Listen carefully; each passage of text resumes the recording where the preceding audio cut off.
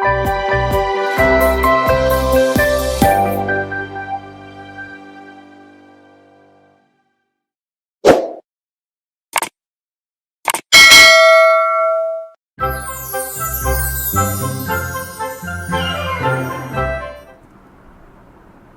Assalamualaikum. Selamat datang ke kelas Ekonomi Madam Rose. Hari ini kita akan belajar berkenaan dengan bab 5 iaitu ekonomi bidangan dan tak ekonomi bidangan. Kita tengok yang pertama dulu iaitu ekonomi bidangan. Ekonomi bidangan ni apa maksud dia? Okey, kat sini dia katakan bahawa peningkatan kecekapan firma yang menyebabkan penurunan dalam kos purata. Okey, kenapa? Sebab firma mengembangkan skala pengeluaran, dia besarkan lagi pengeluaran dia, dan yang kedua disebabkan oleh perkembangan industri secara keseluruhan. Okey, jadi untuk ekonomi bidangan ni kita boleh bahagikan kepada dua, iaitu ekonomi bidangan dalaman. Maksudnya peningkatan kecekapan firma yang membawa kepada penurunan dalam kos purata jangka panjang apabila firma itu mengembangkan skala pengeluaran. Okey, jadi maksudnya kat sini apabila firma mengembangkan skala pengeluaran, kita katakan firma mengalami ekonomi bidangan dalaman. Maksudnya faktor peningkatan kecekapan itu disebabkan oleh faktor-faktor di dalam firma itu sendiri. Okay, dan yang kedua adalah ekonomi bidangan luaran. Peningkatan kecekapan firma yang membawa kepada penurunan kos purata jangka panjang apabila industri berkembang secara keseluruhan. Okey, jadi bila luaran maksudnya faktor-faktor di luar daripada firma itu. Jadi ini adalah apabila firma mengembangkan skala pengeluaran. Maksudnya faktor-faktor di dalam firma itu sendiri yang menyebabkan berlakunya peningkatan dalam kecekapan dan seterusnya membawa kepada penurunan dalam kos purata jangka panjang. Okey, sebaliknya jika ekonomi bidangan luaran maksudnya industri. Yang tadi firma, yang ini industri. Maksudnya di luar daripada firma yang asal tadi.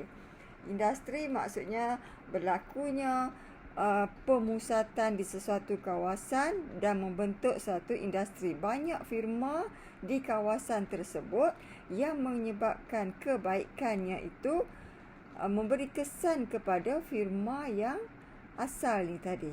Okey, jadi dia akan menyebabkan kecekapan firma meningkat dan seterusnya kos purata jangka panjang akan menurun. Okey, manakala tak ekonomi bidangan, kita rujuk kepada kemerosotan kecekapan. Okey, bila merosot, kos purata jangka panjang akan meningkat. Okey, kenapa berlakunya macam tu? Sebab firma membesarkan skala pengeluaran. Maksudnya ditambahkan pengeluarannya secara besar-besaran. Okey, jadi yang ini disebabkan oleh dalaman firma itu sendiri. Okey, dan yang kedua adalah industri berkembang secara keseluruhan. Yang ini disebabkan oleh industri yang berada di sekitar firma yang asal. Okey, jadi tak ekonomi bidangan ini pun kita boleh bahagikan kepada dua, iaitu tak ekonomi bidangan dalaman dan tak ekonomi bidangan luaran. Dalaman kemerosotan disebabkan oleh firma itu sendiri apabila dia mengembangkan skala pengeluaran. Faktor-faktor di dalam firma itu apabila dia punya skala pengeluaran semakin besar. Okey, untuk tak ekonomi bidangan luaran, kemerosotan kecekapan yang disebabkan oleh industri. Maksudnya faktor di luar daripada firma itu sendiri. Okey, jadi firma akan merosot kecekapannya disebabkan oleh faktor-faktor di luar daripada firma. Okey, yang membawa kepada peningkatan dalam kos purata jangka panjang. Okey, sekarang kita tengok apa kesan ekonomi bidangan dan tak ekonomi bidangan kepada keluk LAC. Okey.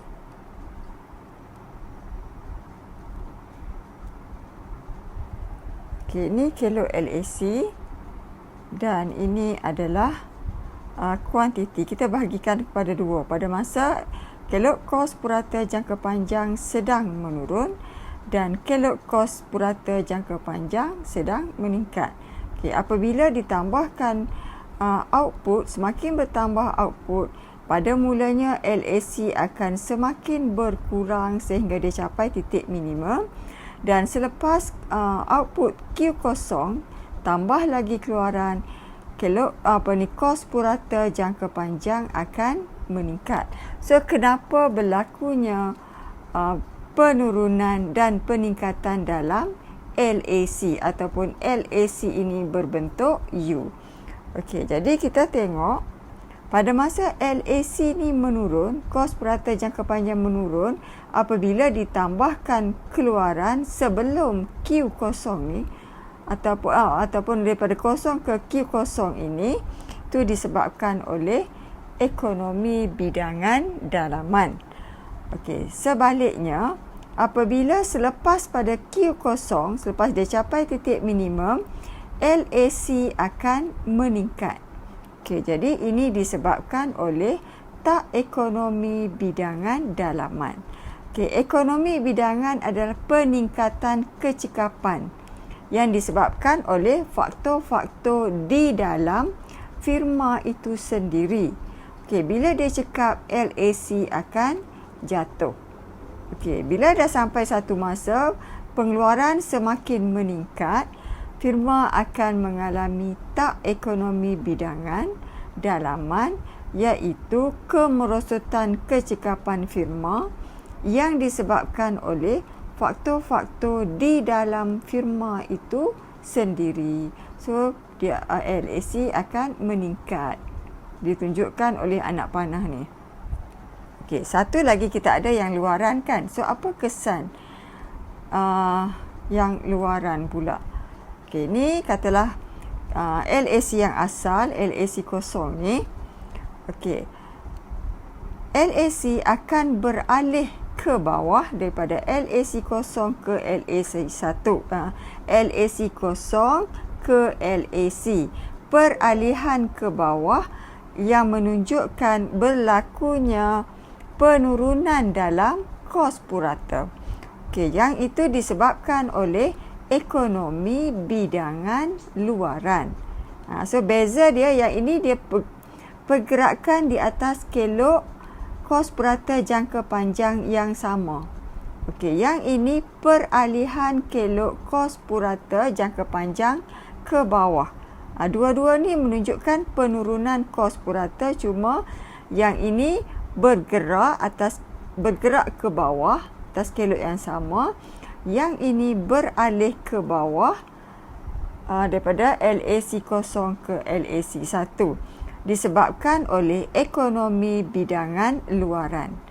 Okey, peningkatan kecekapan firma yang disebabkan oleh faktor-faktor luar apabila industri berkembang secara keseluruhan. Maksudnya di luar daripada firma yang asal.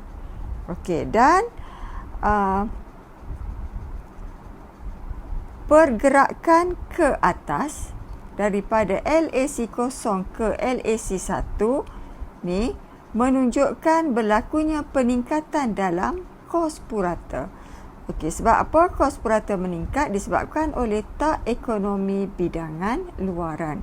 Tak ekonomi bidangan maksudnya kemerosotan kecekapan firma disebabkan oleh faktor-faktor luar daripada firma yang asal. Okey, kenapa terjadi macam tu? Disebabkan berlakunya perkembangan industri secara keseluruhan. Industri, yang ini firma. Okey, so itu adalah kesan ekonomi bidangan dalaman, ekonomi bidangan luaran dan tak ekonomi bidangan dalaman dan tak ekonomi bidangan luaran kepada kelok LAC. Bezanya adalah dari segi kelok. Okey, kita tengok contoh soalan. Contoh soalan dia kata jelaskan perbezaan antara ekonomi bidangan dalaman dengan ekonomi bidangan luaran berdasarkan kelok kos purata jangka panjang. Bila dia sebut perkataan berdasarkan kelok, maksudnya kita kena lakarkan kelok. Okey, kita kena lakarkan kelok. Kos purata. So ini kelok kos purata dan ini juga kelok kos purata. So dia suruh bezakan antara ekonomi bidangan dalaman. Jadi kita dah tahu sebelum ni ekonomi bidangan dalaman menyebabkan kelok kos purata ataupun kos purata jangka panjang menurun. Kan? Sebab ekonomi bidangan adalah peningkatan kecekapan yang disebabkan oleh faktor-faktor dalaman firma apabila firma mengembangkan skala pengeluaran. Jadi, kelok kos purata jangka panjang akan menurun. Maksudnya daripada output kosong ke Q kosong. Okey, untuk ekonomi bidangan luaran kita lakarkan kelok peralihan kelok kos purata jangka panjang ke bawah daripada LAC kosong ke LAC 1 disebabkan oleh ekonomi bidangan luaran. Ekonomi bidangan adalah peningkatan kecekapan firma luaran, maksudnya oleh faktor-faktor luar selain daripada firma itu disebabkan oleh perkembangan industri secara keseluruhan. So ada dua kelok yang kita perlu lakar dan kita ceritakan apa dia ekonomi bidangan dalaman, berkesan kepada LAC, dan apa dia ekonomi bidangan luaran dan apa dia kesan kepada kelok LAC. Okey, sekarang kita tengok apakah faktor-faktor ekonomi bidangan dalaman dan faktor-faktor ekonomi tak ekonomi bidangan dalaman.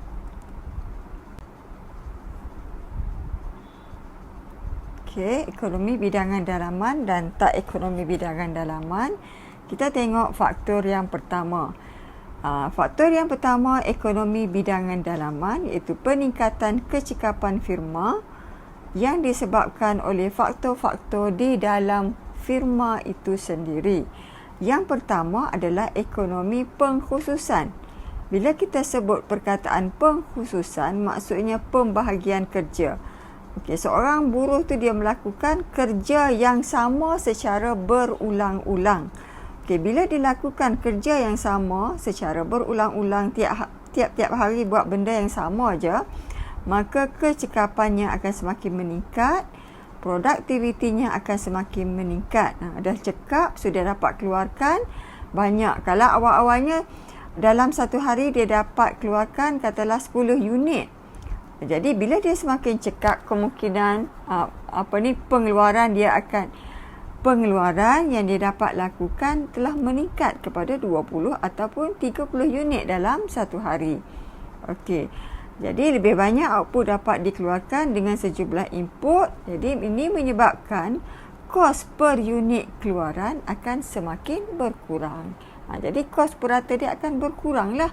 Buruh yang sama, upah yang sama kita kena bayar kepada buruh tersebut, tapi disebabkan dia buat kerja yang berulang-ulang, dia akan jadi semakin cekap dan dia dapat hasilkan keluaran yang lebih banyak.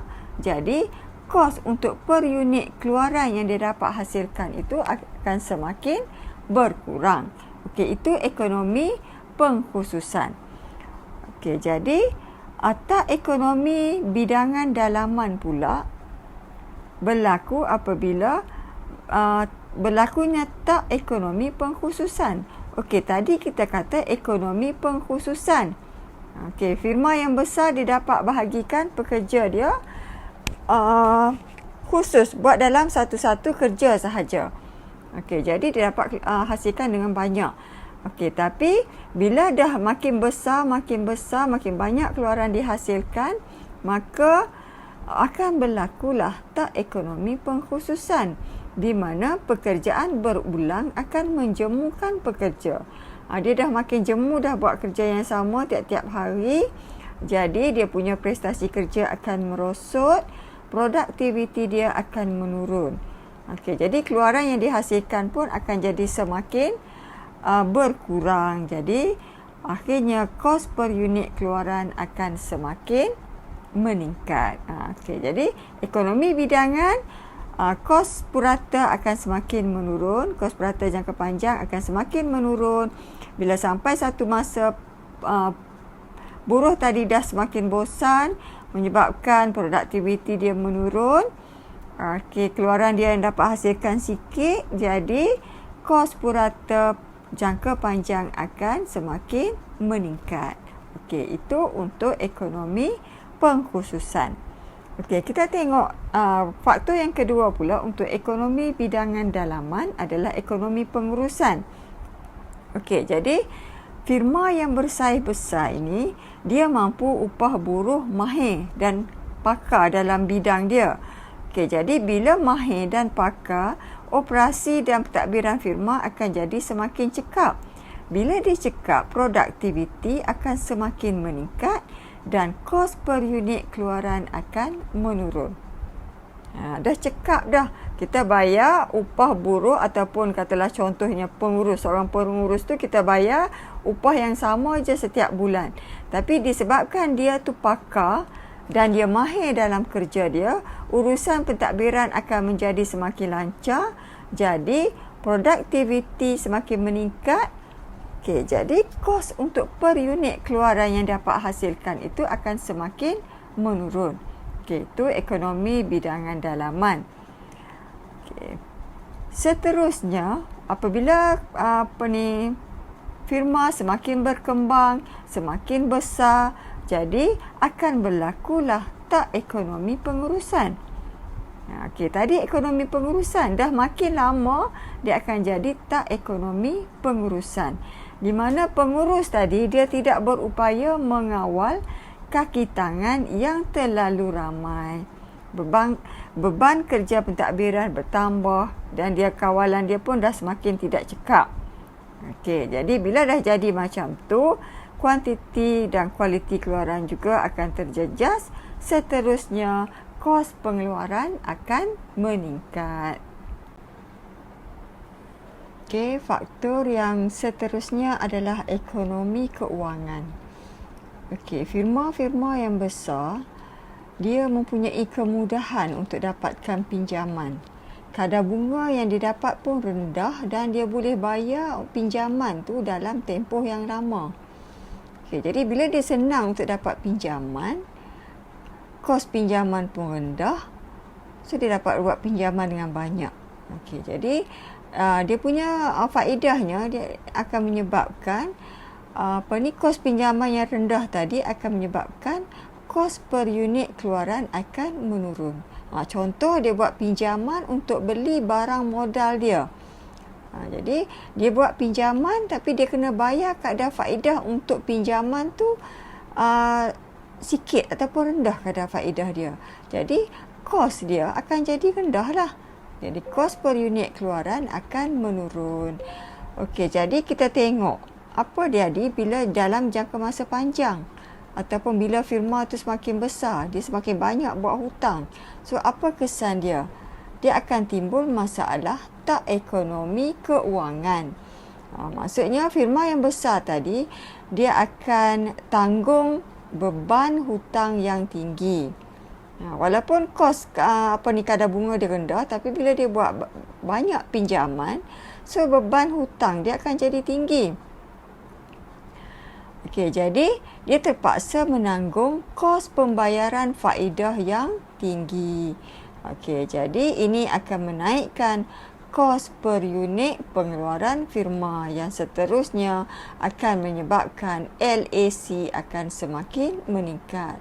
Mula-mula rendahlah sebab dia dapat buat pinjaman dengan kadar yang kadar bunga yang rendah, kos pinjaman yang rendah.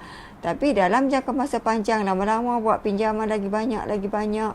So dia punya faedah yang dia kena bayar makin tinggi, so beban hutang makin banyak.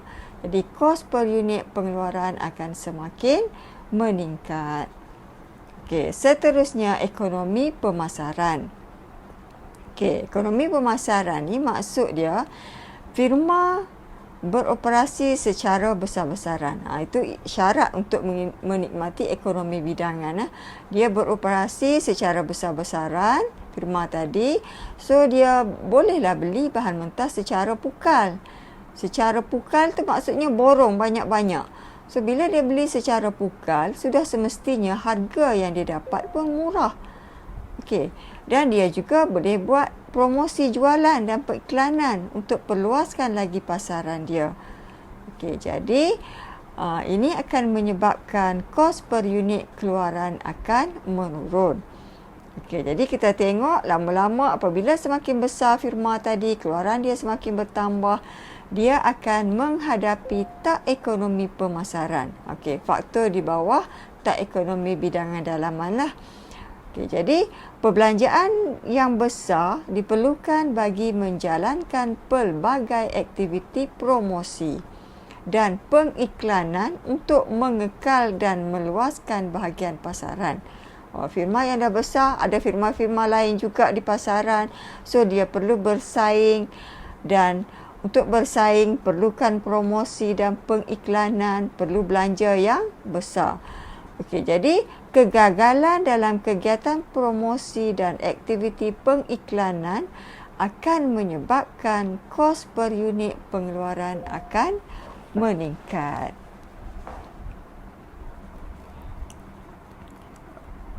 Okey, faktor yang seterusnya untuk ekonomi bidangan dalaman adalah ekonomi teknikal.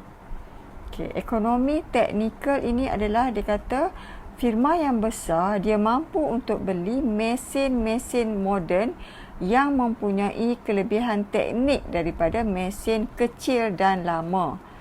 Okey, kalau firma yang kecil-kecil dia tak boleh nak beli mesin-mesin yang moden ni sebab harga dia mahal. Tapi firma yang besar-besar ni dia mampu beli mesin-mesin yang moden. Dan sudah pastilah dia punya teknik dia pun ataupun dia punya kecekapan dia makin tinggi kan, makin moden mesin tersebut, makin cekap lah. Okey, jadi dengan pengeluaran tingkat output yang besar, mesin-mesin tu dia akan gunakan dengan kapasiti sepenuhnya. Okey, gunakan sepenuhnya mesin-mesin tersebut untuk menghasilkan output yang banyak. Jadi ini akan meningkatkan daya pengeluaran dan menjimatkan kos. Seterusnya akan menyebabkan LAC ataupun kos purata jangka panjang akan semakin menurun. Okey, so kita tengok apa kesan dia apabila semakin besar.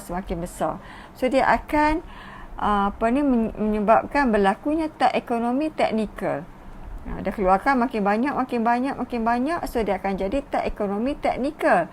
Okey, jadi proses pengeluaran yang berterusan itu tadi akan menyebabkan mesin-mesin tadi haus dan rosak.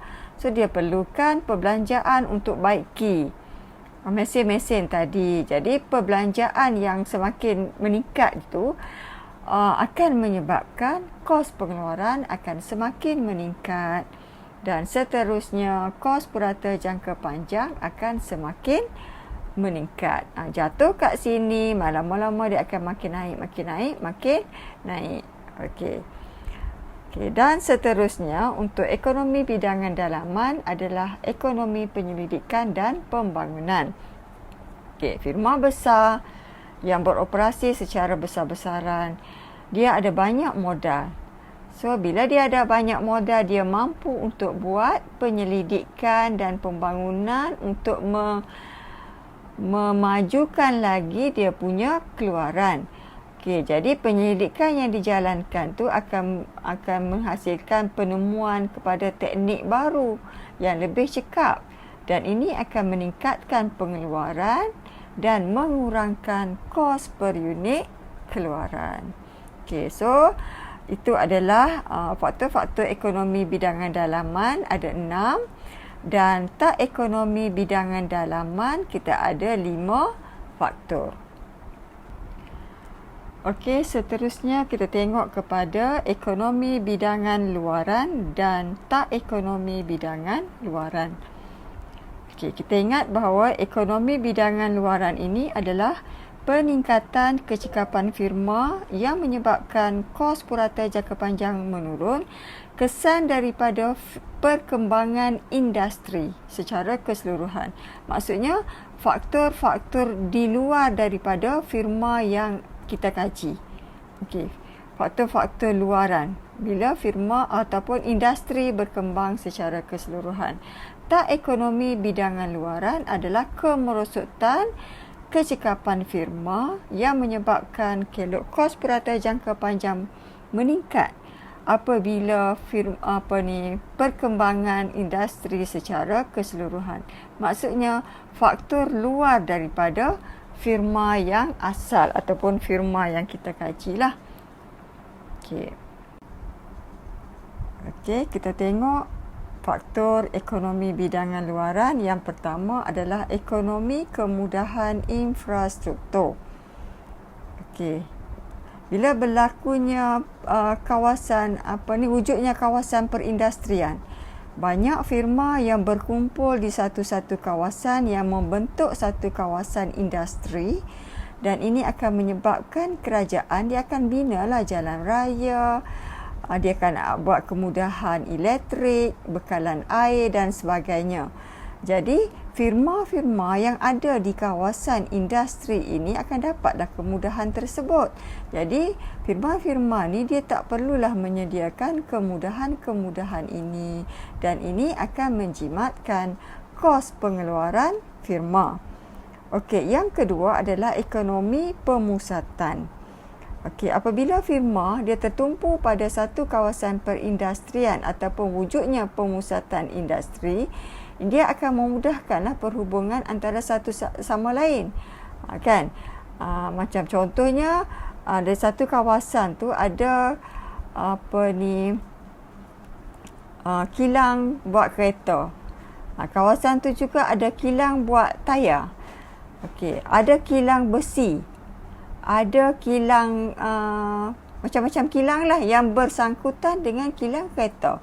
Okey, jadi kilang kereta tadi dia akan mudahlah untuk dapatkan bekalan input dan bahan mentah ataupun bahan perantaraan. Jadi bila dia mudah untuk dapat di kawasan sekitar dia saja, dan ini akan menjimatkan kos pengangkutan. Jadi kalau dia kena ambil di kawasan lain yang jauh, so dia akan melibatkan kos pengangkutan. Tapi disebabkan dia ambil di kawasan tu juga, dah ada pemusatan industri ataupun firma yang berdekatan dengan dia, so dia akan menjimatkan kos pengangkutan.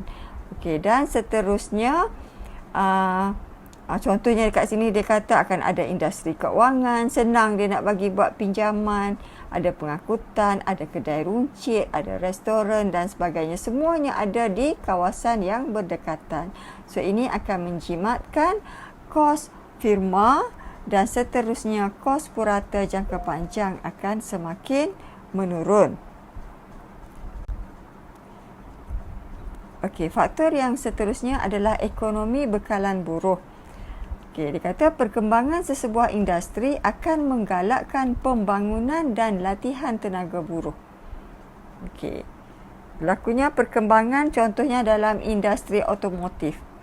Jadi institusi-institusi pendidikan ataupun institusi pengajian, dia akan buatlah kursus-kursus berkenaan dengan industri tersebut. Jadi ada pusat latihan teknikal, ada pusat kemahiran yang menawarkan lebih banyak kursus dan latihan yang berkaitan dengan sesuatu industri. Jadi firma yang dalam industri tersebut, dia tak perlu dah biayai latihan untuk latih pekerja-pekerja dia. Sebab pasaran buruh ni dia dah sediakan buruh-buruh yang terlatih untuk sesuatu industri. Jadi ini akan dapat menjimatkan kos pengeluaran. Contoh universiti dia menyediakan kursus-kursus dari segi contohnya kejuruteraan dan sebagainya.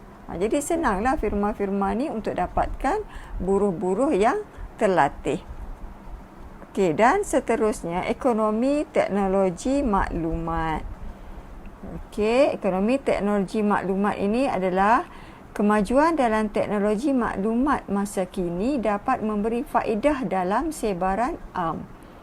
Okey, jadi dia dapat maklumat yang terkini itu dengan mudah. Firma dapat faedah untuk jimatkan kos penyelidikan dan meningkatkan kecekapan apabila maklumat dapat diperolehi dengan mudah dan cepat. Okey, jadi dia tak perlu nak cari jauh-jauh, tak perlu nak buat penyelidikan sendiri sebab semua maklumat yang dia nak dapat diperolehi dengan mudah sebab adanya teknologi maklumat. Okey, jadi ini akan melibatkan kos dan seterusnya menjimatkan kos pengeluaran jangka panjang. Kos pengeluaran jangka panjang dia akan semakin menurunlah. Okey, faktor yang seterusnya adalah ekonomi penyelidikan. Okey, ekonomi penyelidikan ni dia kata perkembangan industri menggalakkan R&D untuk membaiki kaedah pengeluaran oleh institusi pendidikan. Okey, jadi apabila berlakunya perkembangan dalam sesuatu industri tu, jadi institusi-institusi pendidikan dia akan buat kajian ataupun buat R&D untuk membaiki kaedah pengeluaran. Okey, jadi ini akan menambahkan kecekapan dan menjimatkan kos pengeluaran. Jadi firma-firma juga dia dapat menjimatkan kos penyelidikan. Dia tak perlu buat sendiri dah penyelidikan. Dia boleh dapatkan penyelidikan yang dijalankan oleh institusi pendidikan sebab dia punya keluaran tu dah menjadi suatu industri. Okey. Dan seterusnya adalah ekonomi integrasi. Integrasi ni maksudnya gabungan ataupun penggabungan firma-firma. Okay, firma-firma bergabung membentuk firma yang besar dan seterusnya menikmati ekonomi bidangan. Penggabungan itu boleh dilakukan secara menegak iaitu bergabungan firma-firma yang menghasilkan keluaran yang berlainan tetapi berkait rapat. Contohnya firma-firma yang berkaitan dengan ayam. Contohnya firma KFC. So dia akan gabung dengan firma yang mengeluarkan ayam ataupun dia bergabung dengan ayam mas. Jadi dia berkaitan lah. Jadi bila dia bergabung dia akan menjimatkan kos. Okay, jadi ada juga integrasi mendata iaitu firma-firma yang jalankan aktiviti yang sama. Dia bergabung. Contohnya institusi perbankan. Bergabung sama sendiri dia jadi makin besar, so dia akan menikmati ekonomi bidangan. Keluaran pun dapat dilakukan secara besar-besaran. Okay, jadi ini akan menyebabkan kos purata jangka panjang akan semakin menurun. Okey, seterusnya kita tengok faktor-faktor tak ekonomi bidangan luaran. Kerosakan kecekapan firma yang berlaku apabila berlakunya perkembangan industri secara keseluruhan yang membawa kepada peningkatan dalam kos purata jangka panjang. Okey, yang pertama adalah kekurangan faktor pengeluaran. Kenapa berlakunya kekurangan faktor pengeluaran? Okey, bila berlakunya perkembangan industri, maksudnya banyak firma yang berkumpul di satu-satu kawasan. Okey, bila banyak firma yang berkumpul di satu-satu kawasan yang membentuk industri itu tadi, maka berlakulah persaingan untuk mendapatkan faktor pengeluaran seperti buruh dan bahan mentah. Okey, jadi bila berlakunya persaingan untuk dapatkan buruh contohnya, jadi masing-masing firma ni dia akan tawarkan upah yang tinggi untuk tarik buruh tu supaya bekerja di firma dia. Jadi untuk dapatkan bahan mentah pun ada persaingan. So harga bahan mentah akan meningkat. Upah buruh akan meningkat. Dan ini akan menyebabkan kos pengeluaran akan meningkat dan seterusnya LAC ataupun kos purata jangka panjang akan meningkat. Okey. Dan faktor yang kedua adalah masalah kesesakan. Okey, firma banyak berkumpul di satu kawasan dan jadi kawasan industri. So dia akan timbullah masalah kesesakan. Contohnya, ini akan menjadikan masalah lah. Contohnya akan berlaku peningkatan dalam kos pengangkutan. Dah sesak dah kawasan tu. So, kos pengangkutan akan meningkat. Harga tanah kat situ juga akan meningkat. Ni untuk faktor lah yang dia nak guna kalau dia nak tambahkan pengeluaran. Harga tanah dah meningkat. Kos hidup juga akan meningkat. Berlakunya masalah pencemaran, kesesakan lalu lintas dan sebagainya. Jadi masalah kesesakan ini akan menyebabkan berlakunya peningkatan dalam kos. Dan seterusnya kos purata jangka panjang akan meningkat. Itu adalah faktor-faktor ekonomi bidangan luaran dan tak ekonomi bidangan luaran yang menyebabkan kelok kos purata jangka panjang meningkat dan menurun, yang digambarkan oleh peralihan kelok kos purata jangka panjang sama ada ke atas ataupun ke bawah.